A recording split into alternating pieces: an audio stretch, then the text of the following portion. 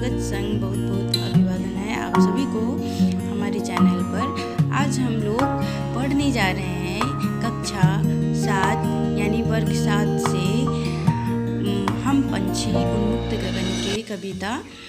तो ध्यान से सुनिएगा। हम पंछी उन्मुक्त गगन के ये शीर्षक से ही हम लोग को पता चल रहा है कि इसमें जो है कवि जी ने पंछी के बारे में बताना चाह रहे हैं। तो हम लोग शुरू करते हैं। हम पंछी उन्मुक्त गगन के पिंजड़बंद न गा पाएंगे, कनक तीलियों से टकराकर पुलकित पंख टूट जाएंगे। यानी इसमें जो है पंछी के मन के भाव को समेटा गया है कि हम लोग जो है पंछी हैं उन्मुक्त गगन के। हम लोग गगन में यानी आकाश में उड़ने वाले हैं, पिंजड़बद्ध होके जो है पिंजड़ा में रह के नहीं गा पाएंगे। कनक तीलियों से टकराकर पुलकित पंख टूट जाएंगे। यानी कनक का अर्थ यहाँ पे सोना होता है। सोने की जो तिलियाँ है पिंजड़ा में, उससे टकरा करके हमारे पुलकित पंख टूट जाएंगे। हम बहता जल पीने वाले मर जाएंगे भूखे प्यासे, कहीं भली है कटुक निबोरी कनक कटोरी की मैदा से। यानी यहाँ पे कह रहा है पंछी कि हम लोग जो हैं बहता जल पीने वाले हैं, मर जाएंगे भूख प्यास से। यानी ये पिंजरा में जो है हम लोग मर जाएंगे भूख प्यास से। कहीं भली है कटुक निबोरी, यानी कई भली है कटुक निबोरी कनक कटोरी की मैदा से।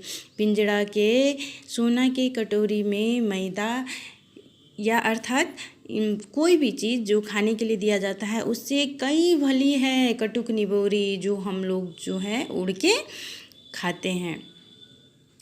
स्वर्ण श्रृंखला के बंधन में अपनी गति उड़ान सब भूले, बस सपनों में देख रहे हैं तरु की फुनगी पर के झूले।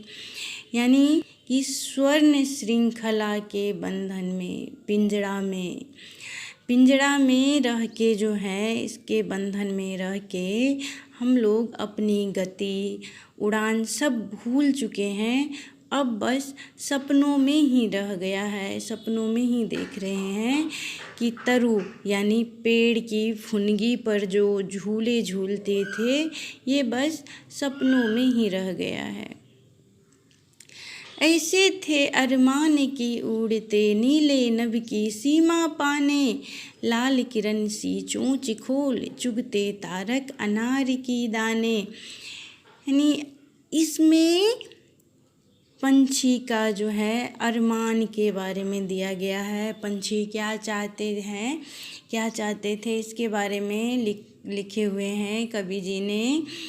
इसमें लिखा हुआ है कि ऐसे थे अरमान की उड़ते नीले नभ की सीमा पाने। यानी पंछी का अरमान क्या रहता है कि नीले नभ यानी आसमान के सीमा पाने तक जो उड़ते, लाल किरण सी चोंच खोलकर अपनी चोंच खोलकर चुगते तारक अनार के दाने। यानी लाल लाल अनार के दाने की तरह जो तारक यानी तारा रहते हैं उसको चुगने का। होती सीमाहीन क्षितिज से इन पंखों की होड़ा होड़ी, या तो क्षितिज मिलन बन जाता या तंती सांसों की डोरी।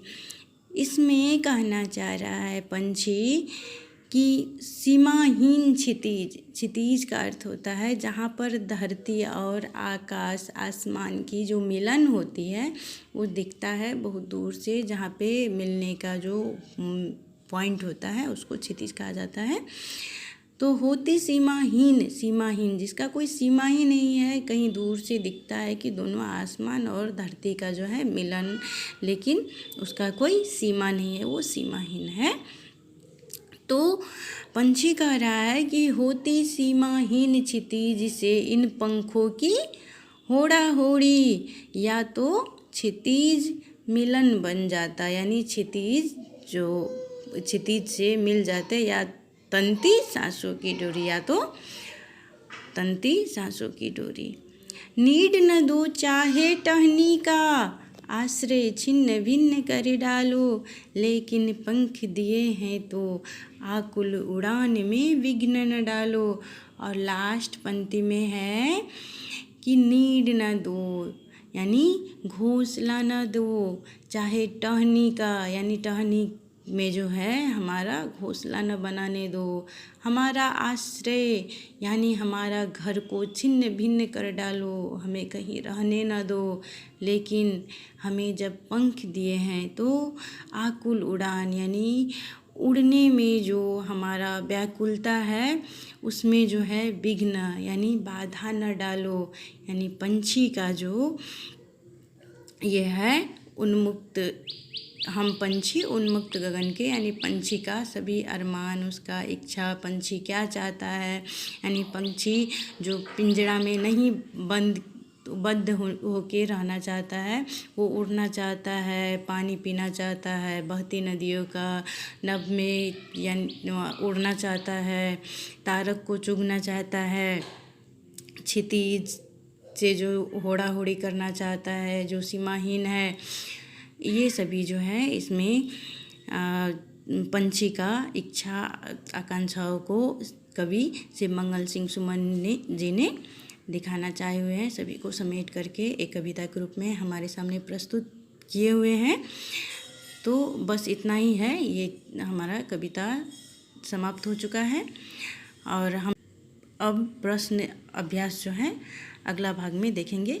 तब तक के लिए हम आप सभी से जो है विदा लेते हैं। धन्यवाद।